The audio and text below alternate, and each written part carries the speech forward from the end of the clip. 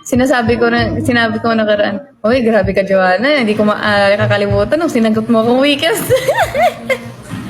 Tawa-tawa sila.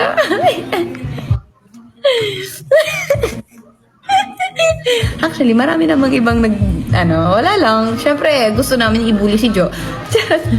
Si JR. Siya kasi favorite naming awayin eh. Kaya hindi ko talaga makakalimutan yung si JR. Talaga sinagot niya ako the weekend. Talaga si JR yung, Hish! JR is not giving talaga. JR is not giving. Pero yun, habang tumatagal, marirealize mo na si JR pala ay isang simpleng balot lamang. Wait lang, naririnig ko kasi boses. Sorry.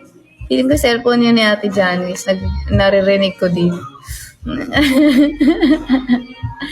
Ayun, guys. Simpleng balot lamang si JR. Sino pa ba? Si Stako. Si Stako talaga ang original na she's a princess talaga ever since. She's very consistent. And she's the makeup talaga, guru talaga. Ako kasi guys, marunong ako mag-makeup. Pero hindi ako yung everyday nga. Like what I said, 'di ba?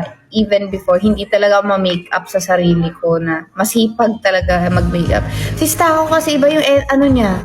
Grabe ang sipag niya mag-makeup noon. Grabe. Everyday siya naka-makeup sa training kamo. Hindi yan papayag. Hanggang sa ina-advise namin siya. Uy, Stako, kasi nakakaawa ako. Naaawa sa makeup ay sa mukha ni Stako noon eh. Kami naawa kami. Na, pahingahin mo naman yung mukha mo. Ganun. Tsaka in-advise namin siya. Tsaka nung nakita, grabe, alam niya ba hiling namin noon? Ako, looking forward na makita ko si Stako noon ng bare face. Kasi, grabe talaga. Hindi mo siya makikita ang bare face. Seryoso, guys. Naalala ko noon, gusto ko makita yung mukha ni Stako na bare face. As in. And then ayun, nung mga tumatagal na kasi sinasabihan namin siya. Tsaka sinasabi namin ang ganda niya talaga na bare face siya. Seryoso guys, Stako, ang ganda niya kay bare face. Kaya ayun. Nung tumatagal na, parang siguro napagod na rin siya. Ikaw ba naman mag-training na maaga? Siguro napagod na rin siya. So ayun, naging confident na siya pag tumatagal. Sayang. Sobrang happy namin nung parang isang beses. Sobrang iconic nung isang beses na nag-training siya na hindi na siya naka-makeup. Sobrang iconic nun. Ayun, ang ganda ni Stako guys. Kapag simpleng makeup lang siya, ganun. Sinasabi ko ngayon sa kanya, alam mo Staks, ang ganda mo sa makeup na light makeup. Sabi ko sa kanya. Kasi mukha na siyang talaga. As in, ang ganda niya talaga guys. Kasi lahat naman tayo, may binabagayang makeup pa rin, di ba? Diba? Totoo naman yun. Hindi sa sinasabi kong pangit siya pag pag dark makeup or Pero bagay sa kanya, napapagayan ko sa kanya light makeup. Sobrang ganda niya sa light makeup. Like giving talaga. As in. Sino pa ba? Si Bebe. Si Bebe sa PBB, kilala ko na yun. Si Bebe sa PBB, mukha siyang kalmado. Mukha siyang seryoso. Hindi mo siya aakalain ganun tumawa. Ganon. Kung paano siya tumawa, hindi mo aakalain ganun siya tumawa. Yun si Bebe. Seryoso. Alam mo, nung nagkita kami sa island, yung pagpapakilala niya sa akin, hi po, Sheena. Tinanong namin siya, ano pangalan mo? Sheena. Ang kalmado. Besi mo, hindi mo ma-imagine siyang ganun ngayon. Diba? Sinong na-imagine niyo ba si Bebe na sasagutan? Sheena. Hindi mo siya ma-imagine ganun. Diba? Sige nga, paulit niyo yun sa kanya. Hindi na yun kaya, be. Ganon. Pero nag-click na talaga kami ni Bebe noon pa lang sa PBB pa lang. Siya na talaga ka-vibe ko. Alam niya yan, kahit nung sa island lang. Kami talaga yun. Medyo lang kami. Siyempre, kasi nag-split kami nung PBB or Camp Star Hunt. Kaya doon, medyo hindi na kami naging okay lang naman. Basta kami talaga ni Bebe, nag-click talaga kami unang kita pa lang namin. Tsaka hindi talaga kaming dalawa, masasabi ko talaga, legit talaga. Hindi kami yung tipong mag-aaway, hindi talaga. Tsaka ewan ko ba, kay Bebe kasi pag kunyari minsan May times na, alam mo yun, hindi mo naman maiiwasan, like sa ibang tao, parang ma-off ka minsan. Kasi, no, lahat naman tayo nakaka-feel ng ganun, ano ba, huwag tayong ano dito. Pero hindi ko kaya talagang magalit sa kanya. Diba?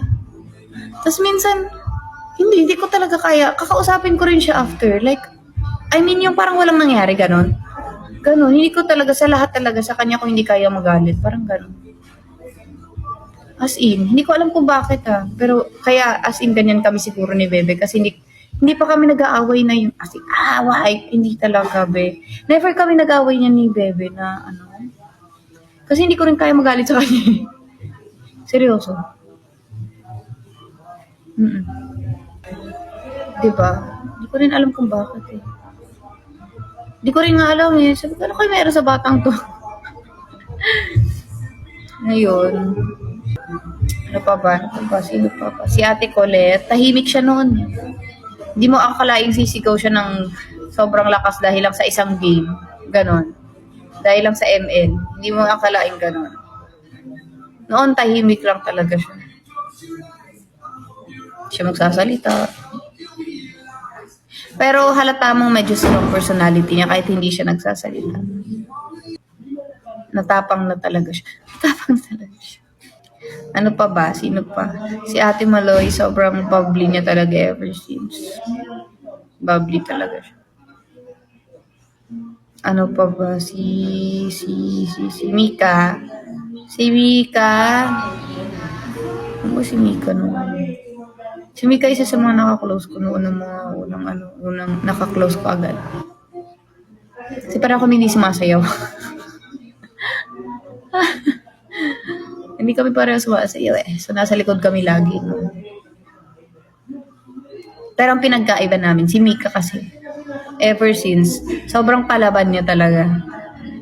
As in, girl, hindi ko kaya si Mika. Sobrang palaban niya talaga.